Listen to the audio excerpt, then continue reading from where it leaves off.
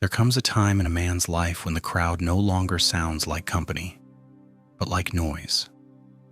He may still be surrounded by people, praised by some, watched by many, needed by others. Yet somewhere inside him, a quiet truth begins to rise. No one can walk the hardest part of the path for him. Not his friends, not his family, not the people who admire him, not the people who misunderstand him. The moment he realizes this, he either becomes bitter or he becomes free. This is the beginning of Dokkōdō, the path of walking alone. It is not loneliness in the ordinary sense. It is not the wounded pride of a man who says he needs no one because he has been hurt. It is the calm discipline of a person who has stopped depending on approval, comfort, distraction, and praise to remain steady. It is the way of the warrior who understands that the deepest battles are fought in silence, without witnesses, without applause, and often without explanation. Miyamoto Musashi wrote the Dokkōdō near the end of his life, shortly before his death. After decades of duels, hardship, wandering, discipline, and contemplation, he left behind a short set of principles known as the way of walking alone. These words were not written by a man who feared the world, but by a man who had seen through it. Musashi did not teach escape from life. He taught freedom from unnecessary dependence on the things that weaken the spirit. To walk alone does not mean to reject all people. It means to stop abandoning yourself in order to be accepted by them. It means to move through life with enough inner order that the changing opinions of others cannot drag your mind from its center. The man who walks alone is not cold. He is not cruel. He simply refuses to place the steering of his soul into the hands of the crowd.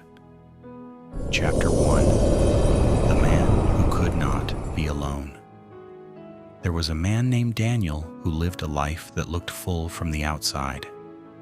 His phone was never silent. His evenings were filled with messages, meetings, invitations, small obligations, and constant background noise. He was liked, dependable, easy to reach, and always available. Yet when he returned home at night, when the door closed and the room became quiet, a strange discomfort would rise in him like smoke. At first, he called it stress. Then he called it tiredness. Later, he called it ambition, because ambition sounded better than emptiness. But the truth was simpler and harder to face. Daniel did not know how to sit with himself. The silence of his room felt like judgment.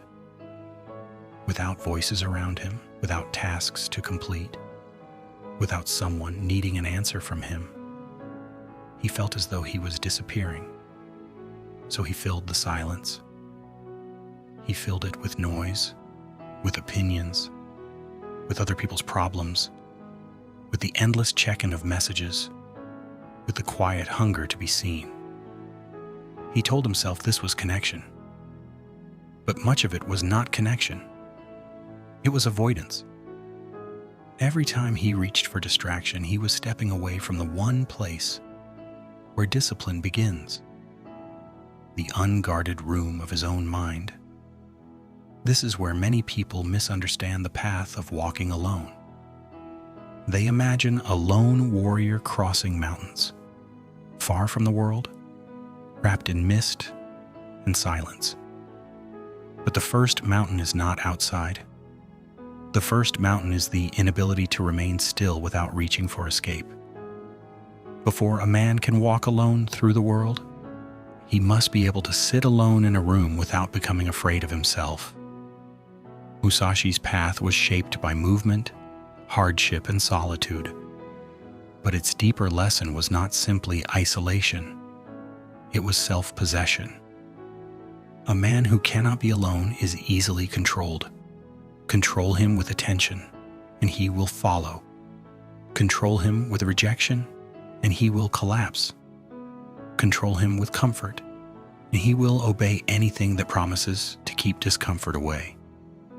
Daniel did not see this at first. He believed his restlessness was normal because everyone around him seemed restless too. They all complained of being tired, but no one stopped moving.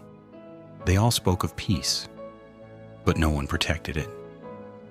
They all wanted strength, but they had built lives where silence was treated like danger. In such a world, the man who becomes quiet appears strange. Chapter 2: The First Cut. One evening, after another long day spent reacting to everyone else's needs, Daniel visited an old teacher he had known years before. The man was not a monk, not a soldier, not someone who spoke dramatically about wisdom. He was a retired craftsman who had spent most of his life repairing old wooden houses, working with slow hands and few words.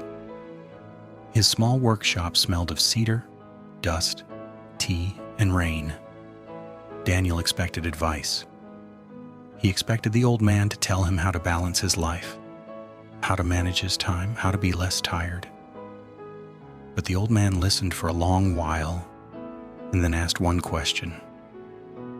How much of your life would disappear if no one praised you for it? Daniel wanted to answer quickly, but the words did not come. For the first time in many months, he felt the silence not as emptiness, but as a blade. The old man poured tea and spoke of Musashi. He said that near the end of his life, the great swordsman wrote principles that stripped life down to what was essential. Do not seek pleasure for its own sake. Do not depend on a partial feeling. Do not regret what you have done. Do not collect weapons beyond what is useful. Do not fear death. These were not decorative thoughts. They were cuts. A real principle is a blade because it removes what is unnecessary. It does not merely inspire, it separates. It separates what you say you value from what you actually obey. It separates your image from your practice. It separates the self that performs strength from the self that can stand without being watched. This is why ancient wisdom often feels severe. It is not trying to comfort the false self. It is trying to free the true one. Daniel left the workshop with no grand revelation, only discomfort. But that discomfort stayed with him. That night, when he reached for his phone, he paused. Not because the phone was evil, and not because solitude required rejecting the world, but because he suddenly saw the movement clearly. He was not reaching for information. He was reaching for reassurance. The first cut is seeing the chain. A man cannot break a dependence he refuses to name. Many people believe they are free because no one commands them openly, yet they are ruled all day by subtle masters. The fear of missing out, the fear of being forgotten, the fear of disappointing others, the fear of being alone with their own unfinished thoughts. Dokkōdō begins when a man stops calling these chains by softer names. Chapter 3: The Crowd Inside the Mind. The most dangerous crowd is not always outside you. Often it lives inside your mind. It is made of borrowed voices, old criticisms, imagined judgments, unfinished arguments, and the endless need to prove that you are enough. A man may sit alone in a quiet room and still be surrounded by 1,000 invisible witnesses. He may leave the marketplace and still carry the marketplace in his chest. Daniel began to notice this. When he refused an unnecessary invitation, he heard a voice saying he was becoming distant. When he did not answer a message immediately, he heard a voice saying he was selfish. When he spent an evening in silence, he heard a voice saying he was wasting time. None of these voices belonged entirely to him, but he had obeyed them for years as if they were law. This is why walking alone is not merely a physical act. It is an inner severing. The warrior does not only step away from crowds, he steps away from the need to be explained to them. He stops living as if every action must be understood by those who have not chosen his path. He accepts that a disciplined life will sometimes be misread by people who are still devoted to distraction. In Bushido, honor was not meant to be a costume worn for praise. True honor was alignment between inner law and outer action. A man without inner law must borrow his direction from the room he enters. With loud people, he becomes loud. With shallow people, he becomes shallow. With fearful people, he becomes fearful. He changes shape so often that he eventually forgets his original form. The man who walks alone begins to recover that form. He asks fewer questions about how he appears, and more questions about what he is becoming. He does not despise others for living differently. He simply stops negotiating with the parts of life that make him weak. He understands that peace is not found by being understood by everyone. Peace is found by no longer betraying yourself for the comfort of being understood. Daniel's first non-negotiable action was small. For 1 hour each morning, before speaking to anyone, before looking at messages, before entering the demands of the day, he sat in silence and wrote 3 lines. What must be removed? What must be strengthened? What must be done, whether I feel like it or not? It was not dramatic, but it was sharp. A small action repeated without permission becomes a gate into a different life. Chapter 4. Elimination as strength. Most men try to become stronger by adding things. More plans, more information, more goals, more possessions, more people, more noise, more opinions, more promises to themselves. But Musashi's wisdom often moves in the opposite direction.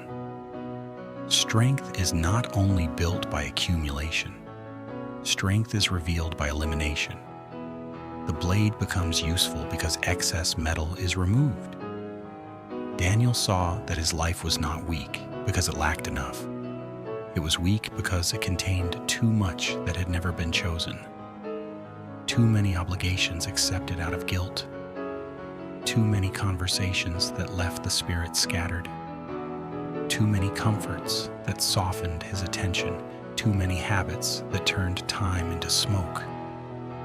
He had not built a life. He had allowed one to gather around him. Dokkōdō asks a hard question.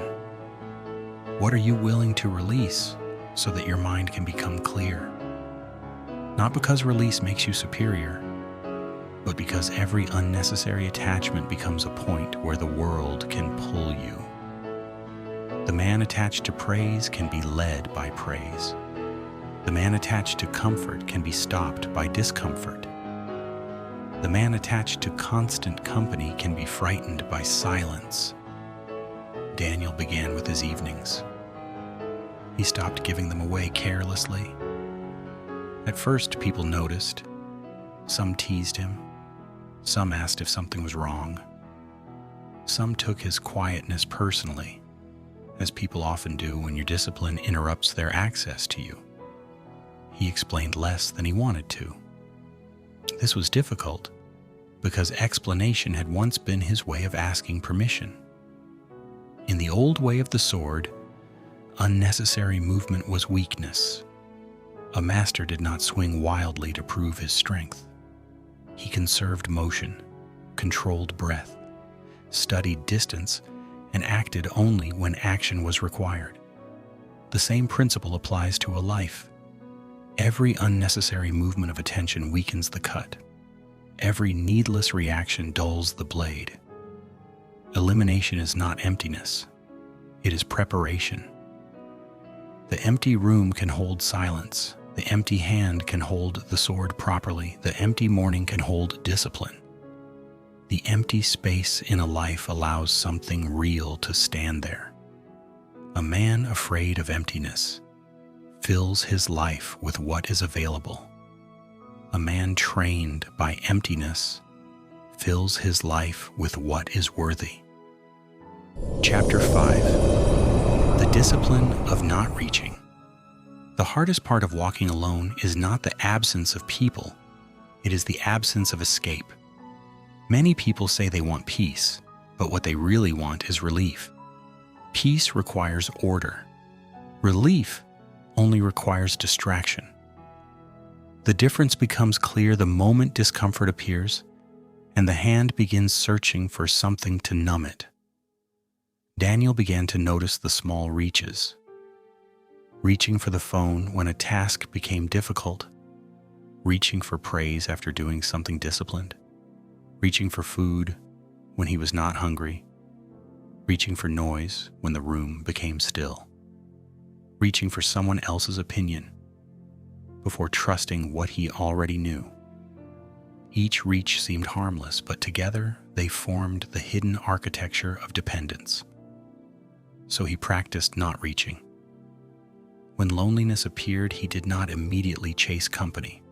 When boredom appeared, he did not immediately chase stimulation. When doubt appeared, he did not immediately chase reassurance. He sat with the feeling long enough to learn its shape. He discovered that many emotions are like passing weather, powerful when resisted, temporary when observed. Zen does not teach a man to become stone. It teaches him to see clearly. Feelings arise, remain for a time, and pass. The undisciplined mind kneels before each feeling and calls it truth. The trained mind bows to it, studies it, and lets it leave. This is a quiet form of strength. Not the strength of crushing emotion, but the strength of not becoming its servant. The man who walks alone must be careful here. Solitude can purify, but it can also harden if pride enters. Dokkōdō is not a performance of detachment. It is not an excuse to become unreachable, arrogant, or indifferent. A man may withdraw from the world and still be enslaved by the world if his withdrawal is fueled by resentment. True solitude has no need to punish anyone. Daniel learned this slowly. He did not disappear from life. He still worked, spoke, helped, listened, and cared. But he stopped leaking himself into every open hand. He stopped confusing availability with kindness. He stopped treating exhaustion as proof of loyalty. His presence became quieter but more complete. He was less easy to summon but more useful when truly needed. Chapter 6. The identity beneath the noise. A man does not transform because he has a powerful thought once. He transforms when his repeated actions make an old identity impossible to maintain. Daniel could not keep calling himself scattered while protecting the first hour of the morning. He could not keep calling himself weak while completing what he had named as necessary. He could not keep calling himself dependent while practicing silence without escape. Identity is not built by declaration. It is carved by repeated obedience to a chosen law. The warrior is not the one who feels brave. He is the one who moves according to principle when fear is present. The disciplined man is not the one who never wants comfort. He is the one who has decided that comfort will not be his master. The solitary man is not the one without relationships. He is the one whose center does not depend on them. As weeks became months, Daniel's outer life looked simpler. Some friendships faded because they had been held together only by convenience, complaint, or distraction. Some conversations became shorter because he no longer fed them with unnecessary words. Some desires lost their grip because he had stopped bowing every time they appeared. He did not feel powerful in a loud way. He felt less divided. This is one of the quiet signs of real growth. The mind becomes less crowded. The body carries less tension from pretending. Decisions become cleaner because fewer false needs are invited into the room. A man who knows what he serves does not have to debate every passing appetite. He has already chosen his direction before temptation arrives. Musashi's Dokkōdō can sound severe to modern ears because it does not flatter weakness. It does not say that every desire deserves attention. It does not say that every comfort is harmless. It does not say that every attachment is love. It asks a man to look at his life with the honesty of a blade and decide what keeps him awake and what keeps him asleep. Daniel began to understand that walking alone was not a punishment. It was a return. He was not becoming isolated from life. He was becoming less scattered by it. He was not losing connection. He was losing dependence. He was not rejecting the world. He was refusing to be ruled by whatever voice happened to be loudest. Chapter 7. The surrender that makes a man free. There is a surrender at the center of Dokkōdō, but it is not surrender to weakness. It is surrender to reality. You surrender the fantasy that everyone will understand your path. You surrender the need to be praised for becoming disciplined. You surrender the childish hope that life will become easy before you become steady. You surrender the habit of waiting for permission to live according to what you know is true. Daniel resisted this surrender for a long time. Some part of him still wanted recognition for changing. He wanted someone to notice the restraint, the silence, the small private victories, the hours reclaimed from noise.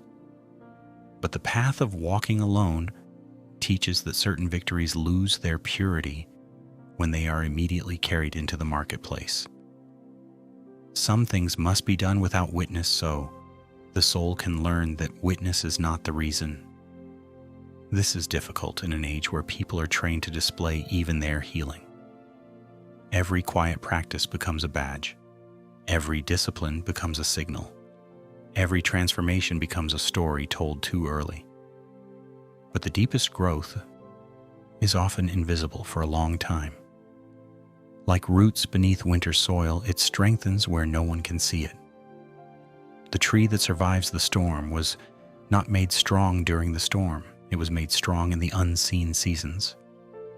The surrender is also the surrender of resentment. The man who walks alone doesn't need to hate those who walk with the crowd. He does not need to mock their noise or condemn their attachments. That too is dependence, because the ego is still measuring itself against others. True solitude is clean. It has no audience, no enemy, no need to announce itself. Daniel's transformation became visible not through words, but through steadiness. He no longer reacted quickly to insult. He no longer rushed to fill silence in conversation. He no longer explained every boundary as though standing by it required approval. People began to experience him differently. Some found him distant. Some found him calm. Some felt unsettled because they could no longer pull him easily into old patterns. This is one reason the disciplined person often disturbs others without intending to. His presence becomes a mirror, not because he judges, but because he no longer participates in certain agreements. He does not agree that every desire must be followed. He does not agree that every emotion must become speech. He does not agree that exhaustion is the price of belonging. His life quietly proves that another way is possible. Chapter 8. The path continues. One morning, many months after visiting the old craftsman, Daniel walked before sunrise through empty streets. The city had not yet awakened. Windows were dark, the air was cold, and his footsteps sounded clear against the pavement. He was not escaping anything. He was not trying to become impressive. He was simply walking, breathing, and carrying himself without the old hunger for noise. He thought of Musashi, not as a distant legend, but as a man who had carried his own burdens through a severe life. A man who knew victory, loss, discipline, solitude, and death. A man who understood that the final opponent is not outside you. The final opponent is the part of you that keeps reaching for chains and calling them comfort. Dokkōdō does not ask for a dramatic life. It asks for a clean one. It asks that you examine your attachments and remove what weakens your spirit. It asks that you stop depending on praise to continue. Stop depending on comfort to remain calm. Stop depending on company to feel real. And stop depending on explanation to trust your own path. It asks that your actions become less scattered, less borrowed, and less afraid. The path of the man who walks alone is not empty of love. It is empty of clinging. It is not empty of friendship. It is empty of begging to be completed.